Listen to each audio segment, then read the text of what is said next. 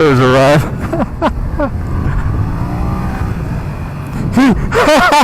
I spun the tire back there. He's probably like, what? You know, looked like a newer, cleaner bike. Probably a newer rider, I'm guessing. Once you start riding a lot of off-road, you cannot, like... I mean, keeping your bike clean becomes a real chore. I mean, you know, I get home from a hard ride, long ride. I don't want to clean the bike. I mean, it's not a street bike. I don't care if it's dirty. So, I wash it off from time to time.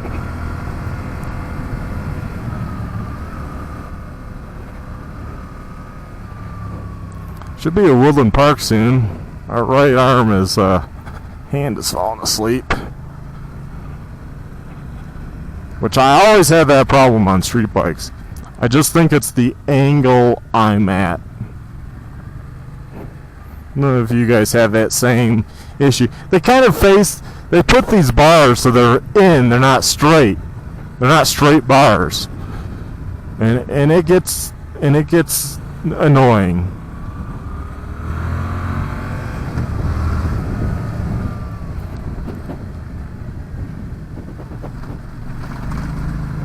Yeah, I'm in third now. This bike is so quiet. I like quiet. Loud pipes do not save lives. That's an excuse just to say I want aftermarket pipes. So let's just say I want aftermarket pipes.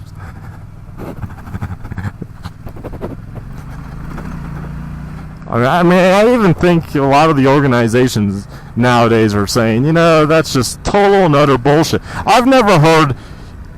Man, you can have a straight pipe Harley come up on you on the interstate, and you're not going to hear them until they get next to you and start to pass you. I've had those happen, and then that's when I've learned the loud pipes don't save life. You don't even hear it. It's facing the wrong way. The whole principle of sound goes out the window. Especially with cars nowadays being, you know, our Volvo, even with the loudest pipes, you're going to have to be pretty dang close and next to me for me to even hear that. And then while I'm trying to figure out what is loud, because that's happened, I've been like, because they're right in the blind spot. They're right behind your, like, C pillar or B pillar, depending on the car. And you're like, what is that? And where are they? You know, is it a motorcycle? Is it a truck? You know, you're looking, you don't see them, and they're just like, come to find out, they're just cruising right there, like next to you, oblivious. I never stay next to the same car. And if I have to because of traffic, well, then I make sure I'm by the driver window, and I usually look over a few times to the driver and see if they kind of notice I'm there by turning their head or anything. It doesn't wipe out the possibility they forget 20 minutes later or 10 minutes later. Well, usually you're not along somebody that long, probably 5 minutes later. But, you know, most people, by the time they see you, you know, they know you're there. I mean, you have to be really oblivious to be, and I've had that happen. I've ridden enough to have various scenarios. I've had where I'm next to the guy, looked at him, and then next thing I know, he's changing lanes and I'm on the shoulder. Luckily, you know, I always keep in mind what's ahead of me, whether there's a shoulder or not. So, you know, I fluently just kind of sped up and gave him the middle finger, and it was on a road that had no one around. So either he did it on purpose, was clueless, or, you know, maybe he did do it on purpose that time. Yeah, there was literally he wasn't going around anyone in the right. There was no one in the right. He was just changing lanes to the fast lane, which I was in, and I was passing him. You know, who knows? I don't know. You know, he'd just be like, well, I didn't see you. Well, I find it hard somebody would be that dickish on purpose, but I've seen people be dicks on purpose. I've had that happen. I've had the guy get mad at me And I still don't know why to this day. I have no idea. And I've analyzed it in my... All I can think of is he did not like that when I made my left turn at a light.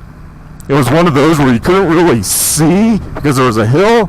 And there was also a truck in front of me, a huge box truck. So he made the turn. And my brain said clear. And as the car was coming up over the hill, I was like, no. But I was already in the intersection. Like, just go. Roll on the throttle. Went. And the guy that was behind me then proceeded to chase me down, run down the main road because I lane split up to the light to get away from this guy. And he proceeded to actually get out of his SUV, run down the lane, at which point before he got to me, I rolled on the gas, I hung a right because my direction was still red, so I just turned right across the other couple lanes. It was a pretty wide road. And he proceeded to run back to his car, get in his car, and try looking for me. It was just that was the scariest time. I don't know what he was doing. I don't know what he wanted. I don't know what he thought he was going to do. Let's just say, my skills now are so much better than they were then. That if he tried that shit now, I'm not afraid of off-road. I have many. But at that point, I made a beeline to a store. I think it was like a Circuit City, if I recall. Forget now. I think it was a Circuit City. And I went to the...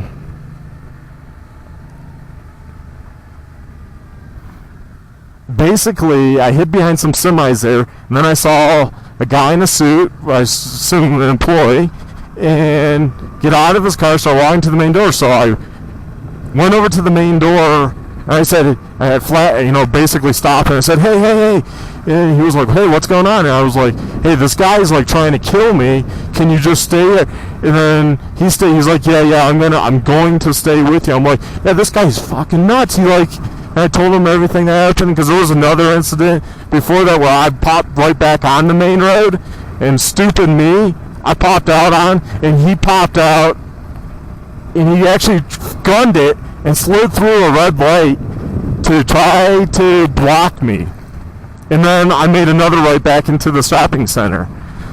Yeah, it was the most scariest time of my life, but that guy waited. Nice guy, I was young, so, I think back. I was just like, I was so nervous. I didn't thank him like I would have now. I probably would have got his name and went back the next day and took him. I mean, he really didn't do anything because nothing. We watched the guy in the SUV drive by on the main road, but he never turned his head left. Or if he did see that I was there, at that point he saw that I was getting help. It did still stop, but the idea was, I'm going to just... I told the guy, they had those big electronic sliding doors. I said, if that guy comes hightailing over here, I'm taking the bike right inside the store where your security cameras are. And he was like, okay, if that's what you need to do.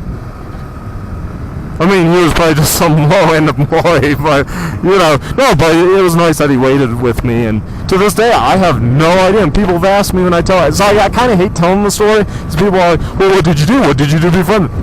Never saw him up until that light. So all I gotta say is believe me, that it was a close call, and I told myself right when I made the turn, I was like, that was close. I should have probably just hung out after that truck turned.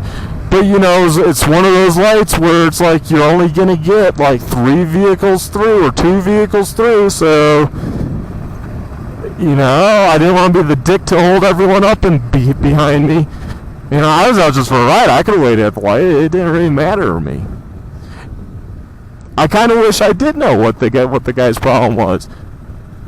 But whatever. That was a long time. I was a young person then. I was 22. Funny thing is, I did nothing to the guy, unless he recognized me from a different outing, and was like, and then by the time he put it together, that's when he decided to try to be Mr. Dick. But I've had people like that in my car. I've had a person get mad at me in my own shopping center because why? Because I turned left out of a side street within the shopping center And at that time, you could turn left there. They hadn't differentiated. Now it says right only, but the road's not busy because it's not all developed yet. But that was his complaint, because we did have one. Me and him had a few words. He started flicking me off and stuff, and so I turned on my side street, and then he turned, he followed, and I pulled an e-brake maneuver in my car and spun it around and faced the other way, and he was behind me. Now I'm facing the other way. He's coming up the hill, and I tell him, I roll down the road, I'm like, what is your problem? And he goes, you made an illegal turn back there. I go, what the hell does that have to do with you? I go, A, there's no sign. B, it doesn't affect you. So what is your problem? He goes, well, it does affect me. It had nothing to do with him. I was within a shopping center. You know, it was like, I mean, people are going like 5 miles an hour. It's like, what the hell, you know?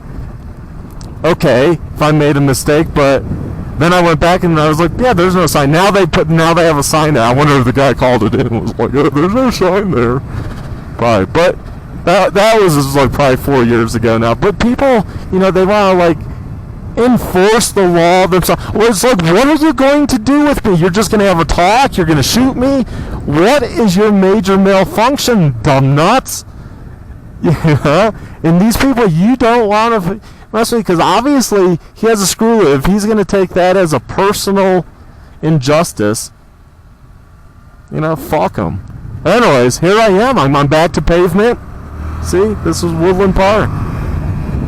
I made good time over. Wasn't really that bad. The washboarding kind of throws you. You have to be careful on this because it's narrow through here. And obviously there could be a big truck or a V. So kind of just like the dirt sections, but on street you gotta. I hug, because I hope the person's not that far over, and that if I have to ditch it, I still can swerve to this bank and just ditch the bike and hopefully roll. Oh, I abandoned the bike if I had to. I have full coverage insurance.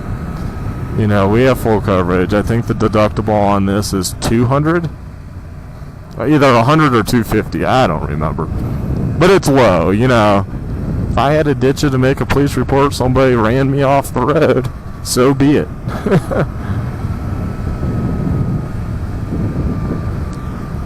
So I hope this video comes out good. I hope the talking came out good. And yeah, we'll just kind of get it up to get close to my brother-in-law's probably, depending on video. And I'm also going to charge this at his house, and I'm going to record back on hopefully back on the main roads and not have to take this, not take this home.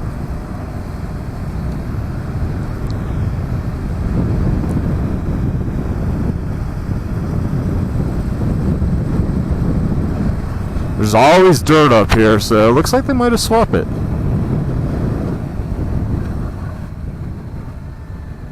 Oh, yeah, this is a lot better. Yeah, they really need to kind of like pave a skirt there and stuff. There's always dirt in the road. Which, you're on a paved road, you're not really expecting a huge pile of dirt. That's the best I've seen in a long time.